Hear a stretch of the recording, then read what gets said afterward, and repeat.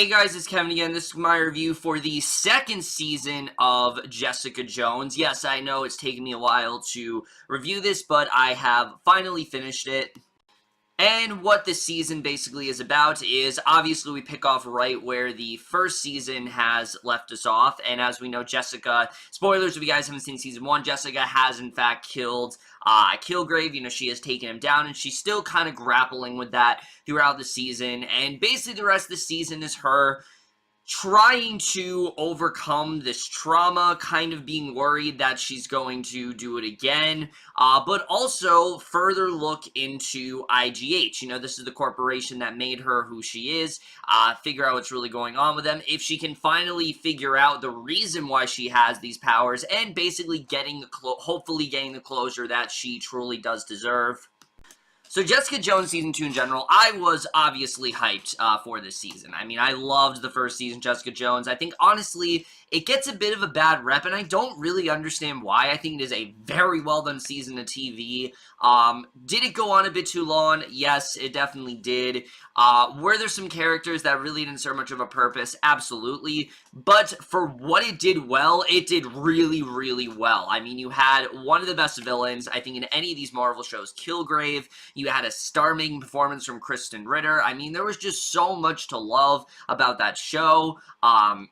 It got really dark, and had some really great social commentary about sexual assault. I mean, it was just a very well-done show that pulled so many punches, and I really did love it for that reason. So, understandably, I was pretty hyped for Jessica Jones Season 2, especially coming off the heels of The Defenders. I was very interested in seeing, you know, what they could maybe do, if maybe we could get some cameos in there, some references to what happened, and I have to say, while this isn't at all the season I expected it to be, this is still a damn good season of TV. I think this is definitely a very well done season overall.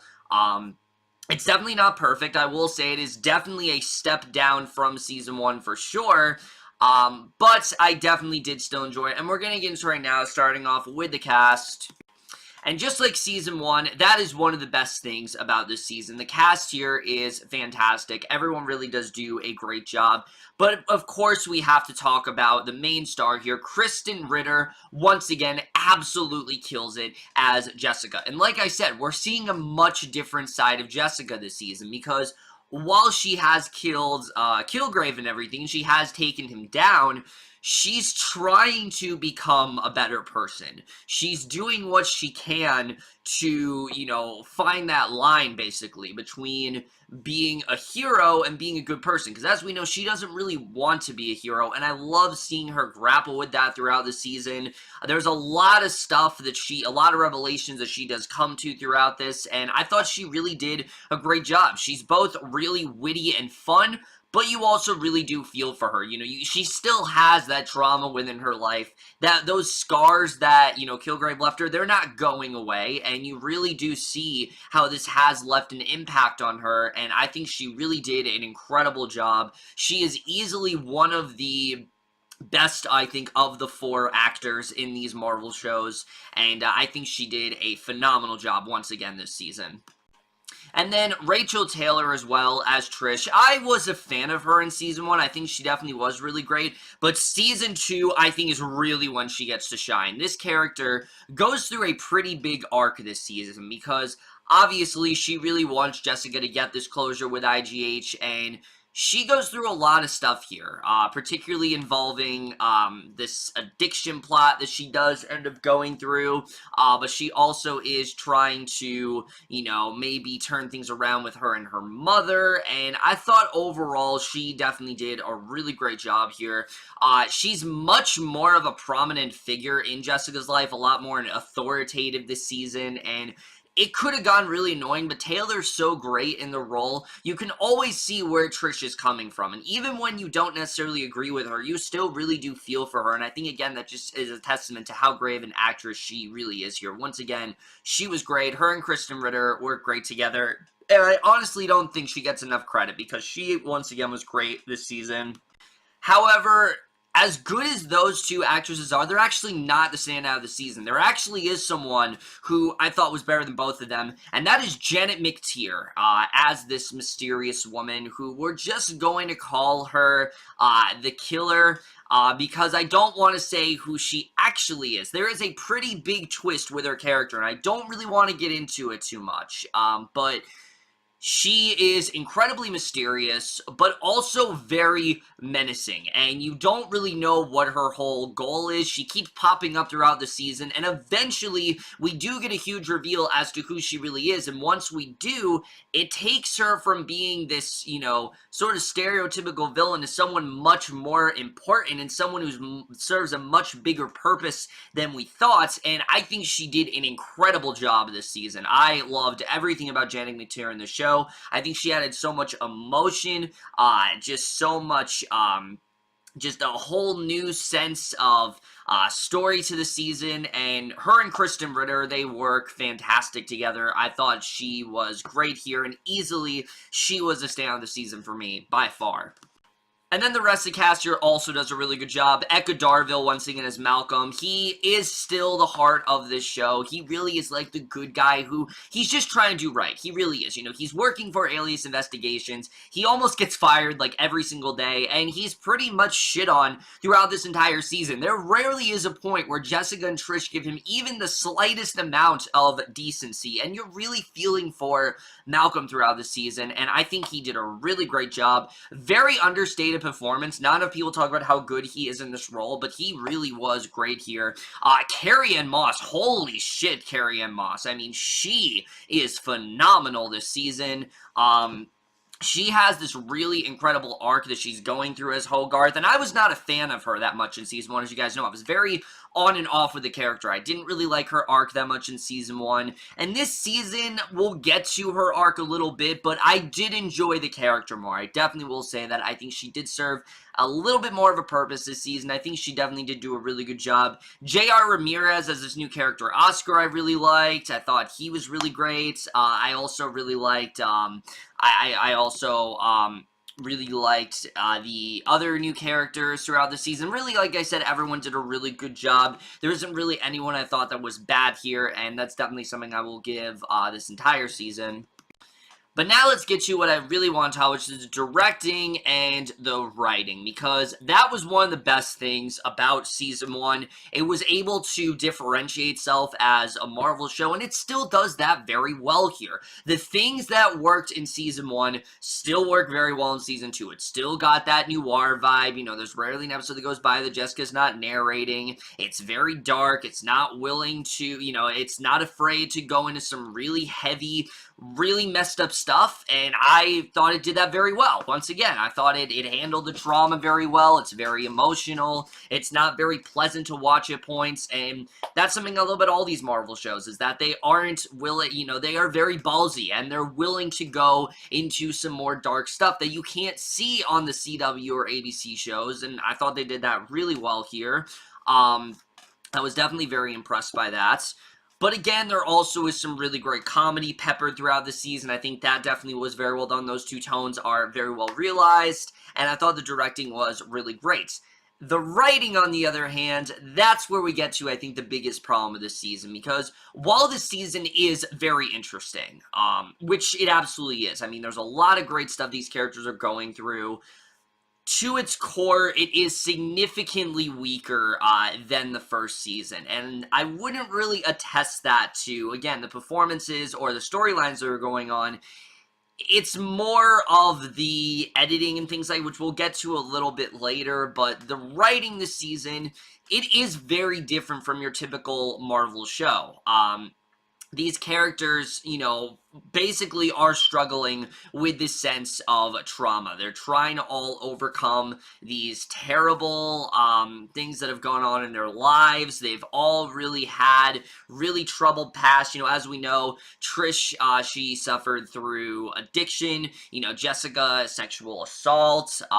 You know, all these various things they've gone through. And I think that definitely was a very good theme for this season. The season's a lot more character-driven than I think Season 1 was. Season 1 was was very Jessica-centric, and without spoiling anything, this season it does focus on Jessica, but the other characters really do get a lot of time to shine, and I was very happy about that. I really liked that we got more into Trish's character, we had more for Malcolm to do, and that does create some potential for some really great stories, and I think they handled that quite well this season.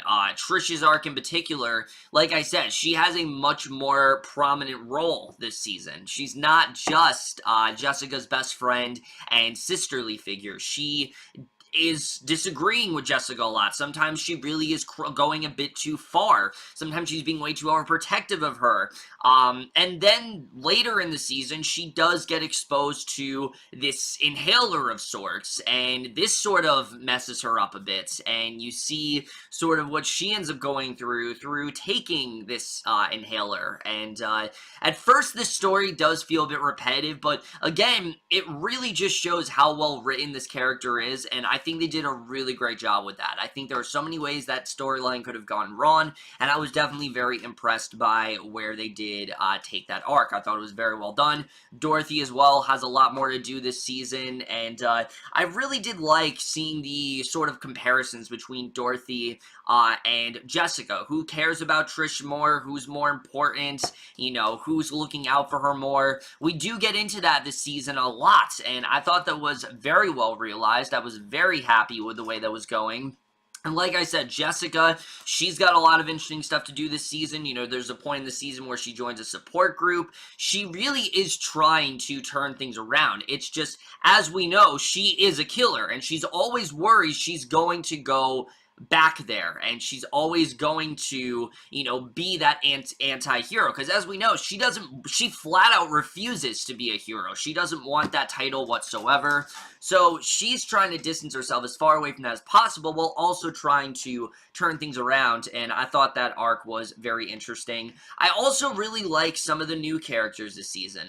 This new guy that she does come across, named Oscar. At first, this guy's kind of annoying. He's simply just this handyman, who, you know, he's like this handyman who, like, owns the apartment and things like that, and, at first he's kind of annoying. You know, he just thinks that, you know, it seems like she's just doing whatever she can to get herself in trouble, and he's quite annoyed by that, but eventually these two form this bond, and it becomes really sweet. You can see he's someone who really does understand her, and it seemed like this is what they wanted Will to be in season 1, but it just never really worked out. You guys know I was not really a fan of his character this last season, and Oscar is a much better character. I thought he was much more well-realized. He doesn't go into anything really dumb like Will did. Will was such an all-over-the-place character, and Oscar, I felt, just had a much more consistent arc, and I was definitely happy with that.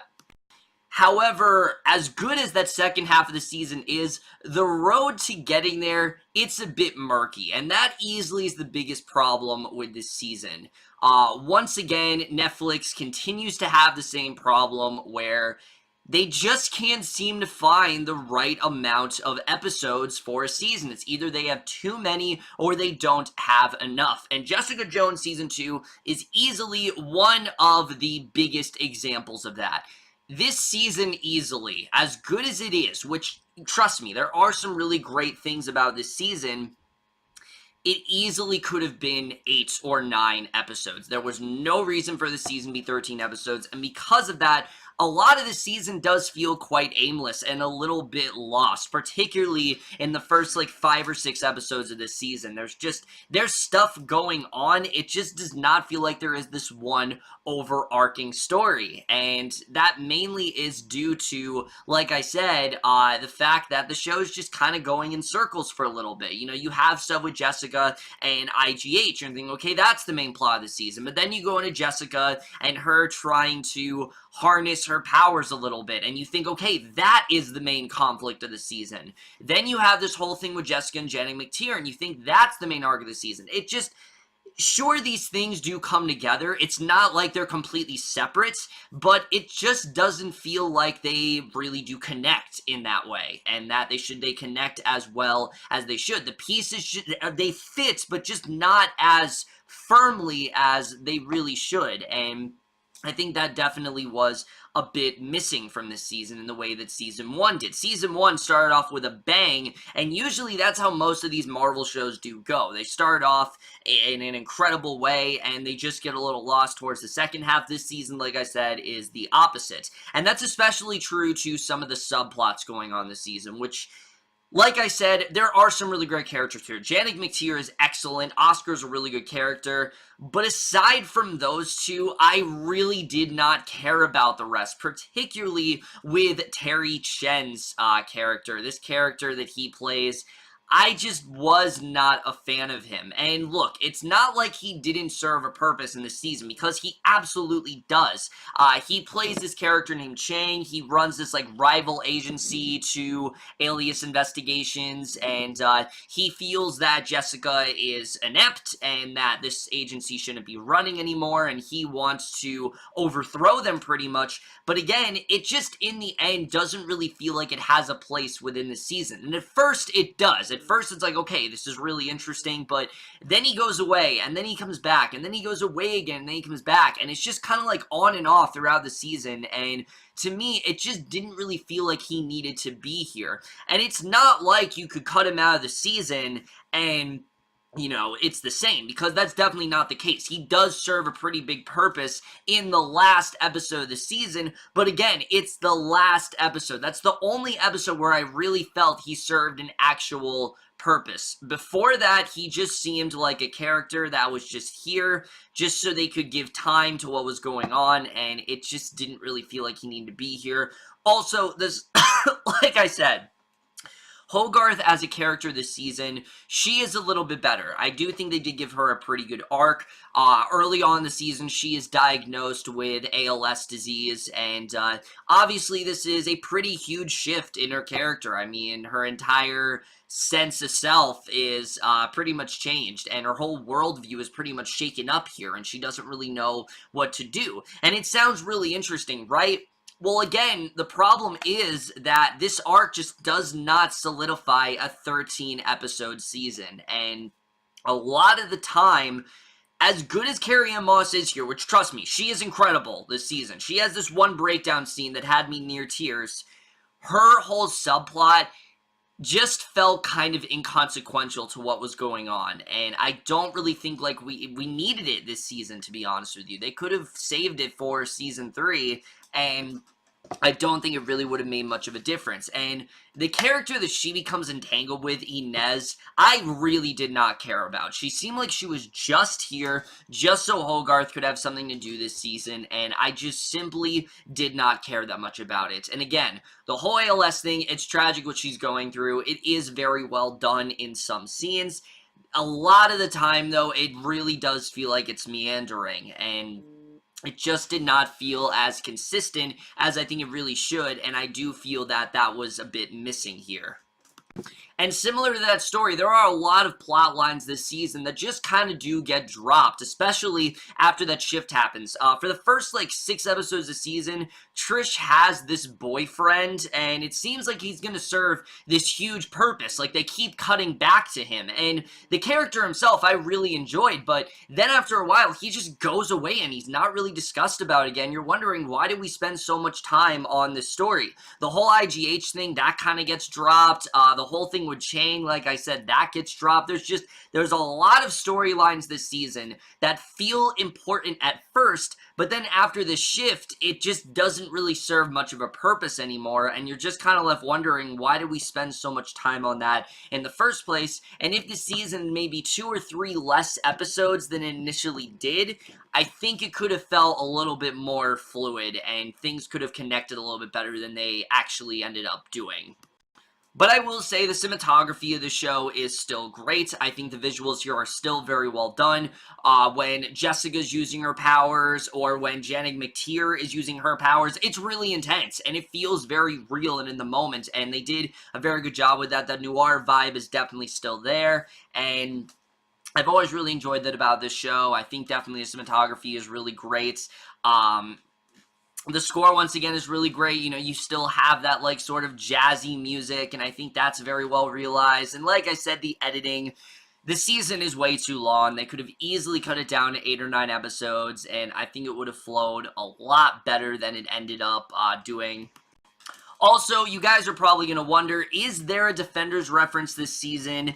Not really. And to me, I don't really feel like there need to be. If you guys watch the Defenders, you would know that Jessica was the least likely to actually have some sort of impact from this. I mean, she wanted nothing to do with the Defenders. Remember, the whole thing was about just saving this one girl and, making sure that her father was exonerated for this crime that he clearly did not commit, and instead she did get involved. But because the fact that Jessica is so distant, and because the fact that she is so, nihilistic in that way and doesn't really want anything to do with the Defenders, it would make sense why they're not really name dropped this season. I think we're going to get a lot more of that in Luke Cage Season 2, and for me personally, I don't really think it was that big of a loss to not include any sort of Defenders canonical stuff this season.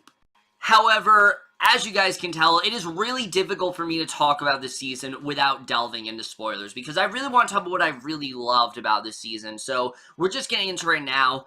Obviously, you guys know what I want to talk about, and that, of course, is the huge reveal that Janet McTeer's character that has been following Jessica throughout the season, who Jessica we thought was initially going to be the villain of this season, turns out to actually be her mother. Yes, Alyssa Jones did in fact survive, and at first it feels a bit far-fetched. Like, how could she not remember her own mother? How did she realize this wasn't her? What made her realize all of a sudden that it was Alyssa? But then when they dive back into that story, it makes a lot more sense. Alyssa's hair was in fact burned off. She is now wearing a wig. Her voice obviously was altered a bit from the burnings and things like that, and she had such so much urgency to get back to her daughter, to the point where anyone else that cares for her daughter, she thinks is just going to hurt her, and she does not feel like they are equipped to do so, and she is so protective of her that she even kills her own boyfriend. And that scene was incredibly disturbing, but at the same time, what I loved about this flashback episode that we got is it gives us time to really understand her mother. Not necessarily sympathizing with her, but understanding what she's going through and realizing that in reality, she's done all this because she just wants to get back to her daughter. She wants these two to have this great relationship. And at first you think maybe they can have that. Maybe she has turned things around. She's with Jessica, and she's kind of a little bit disapproving of Oscar, but it seems like everything is going to be okay. But as you see, every time it seems like things are good between these two, the other shoe does drop, and you see how dangerous and volatile she really is. I mean, this is someone who, just through a little bit of anger, will destroy an entire room in a second. This entire room she could destroy in mere seconds, and that is how deadly Alyssa really is. And I think that arc was very interesting, and you can understand why Jessica doesn't want to paint her mother in this way. She has spent an entire season grieving about her parents, and just figuring that they're gone and that there is no going back to them. But knowing that she's back, obviously she wants her back in her life. Obviously she wants to make up for lost time, but she just can never have that life. And I think that arc was incredibly well realized. And I have to say, when you factor in this arc of Jessica just kind of facing reality, Hogarth's arc suddenly has more of a purpose this season, because her arc as well is all about facing reality. She's trying to find this cure for ALS, and she thinks that Inez is going to be her way to, is going to be the means to do so. And, she starts having this sort of sexual relationship with her, but you realize at the end it's all a load of bullshit, and there really is no cure whatsoever. And you see her, one of the last scenes of the season is her arriving home to her apartment. It's completely ransacked, and Inez and this other guy completely screwed her over. Her whole apartment is in shambles, and it's one of the bleakest things we've seen in the show. But again, it does actually correlate well with Jessica's arc, and if they would have introduced this plotline a little bit sooner, then that would have made more sense. Then I would have felt like this arc would have served more of a purpose throughout the season, and it just really didn't till the very end.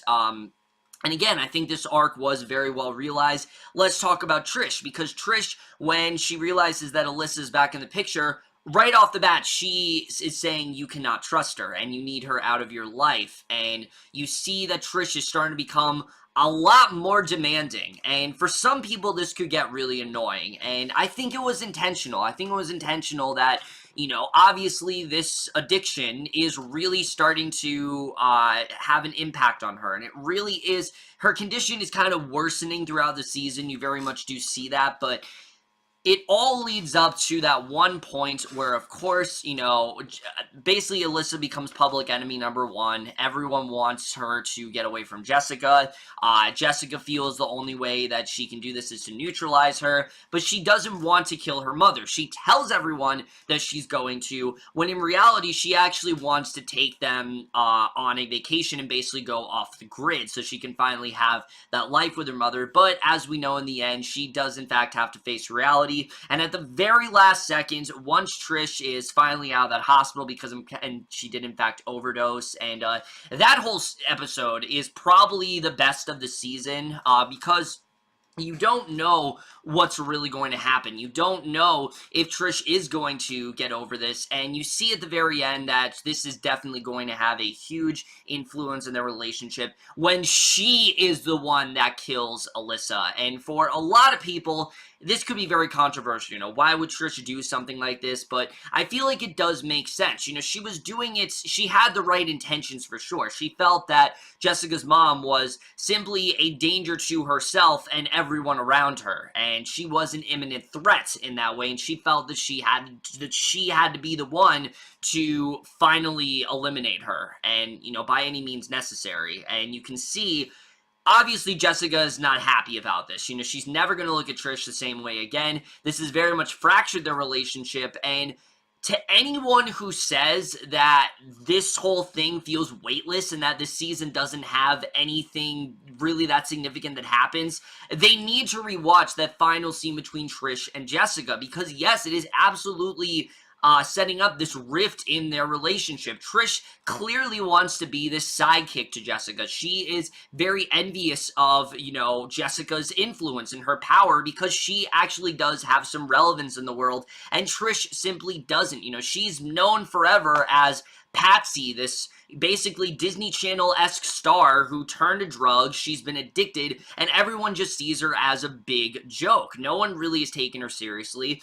Everyone pretty much takes Jessica seriously, and Trish really does want that. And you can see that what she thought was going to be the way to maybe finally get that relevance has just turned things really sour for her, and I think they really did an incredible job with that storyline. I'm very interested in seeing where that does go this season. And then, of course, there's Malcolm, and like I said, Chen, he did not serve much of a purpose this season. That is until Malcolm decides to work for him, and Hogarth says, you know what, fuck it, I don't have much time left, I'm just gonna, you know, basically move my whole sort of, you know, firm up to Chen's sort of business, and she's going to work exclusively with him. And this makes sense because obviously, you know, Jessica's not working for her anymore. She really doesn't have much of a reason to protect her.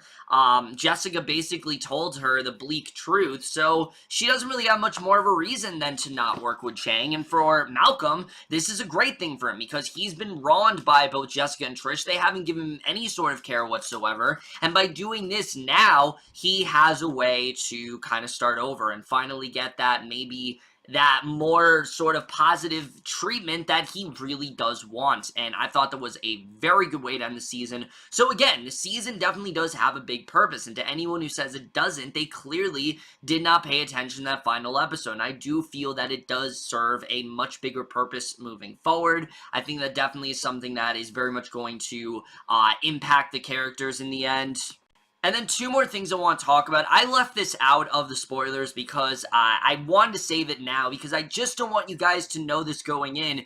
Kilgrave, of course, does make an appearance, as we know, this season, and I thought it worked very well. I like that they didn't overuse him, because they easily could have done that. I thought they were going to do like a Patty leftovers approach, and that worked very well in that show because of what Kevin was dealing with, but for this show, they didn't really need to do that, and I thought it made sense to just have it for this one episode, where he's kind of playing devil's advocate, and, you know, he's both the good and the bad side of her, where he's telling her the wrong thing to do and that she needs to embrace this more, you know, killing side of her, and maybe she will become like her mother, and that whole storyline, it just made so much sense, and I thought it was good that they saved him towards the end of the season, because we're waiting for him to pop up, and we're hoping that we're going to see more of him, and I like that we didn't see Kilgrave till the end of the season. I thought they did a really good job with that. And then the only other thing I want to talk about is, of course, Will. Will, as we find out in the season, is actually alive. But only he's, you know, at first we think, okay, maybe he's going to serve a purpose, and in the end he does. I mean, he gives that inhaler to Trish and whatnot. That's how she does become exposed to it. But to me, it seemed like the only reason they brought him back was to give him a proper ending and to give him a proper send-off. And to me, it was one episode too late. He should have died in season 1. We were under the impression that he was gone. I did not at all think that we were going to see Will this season, and I don't really know why they brought him back. It's not really talked about again. It doesn't really serve much of a purpose whatsoever. As we know, you know, Trish and Simpson, they had this relationship in season 1. That's never really talked about, and it just felt very inconsequential. And again, it does speak volumes to how sort of meandering that first half of the season does really feel.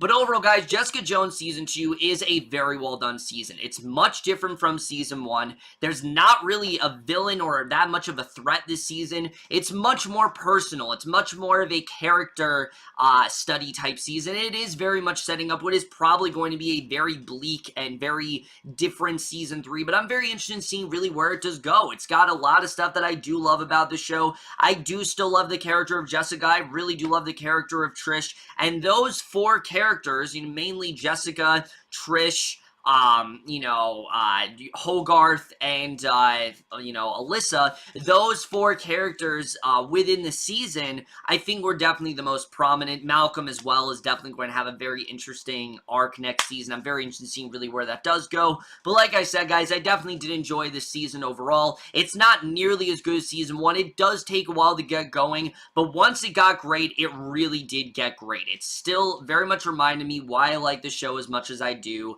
It definitely does have a lot of interesting stuff that it sets up for Season 3, and I am going to give Jessica Jones Season 2 overall a B.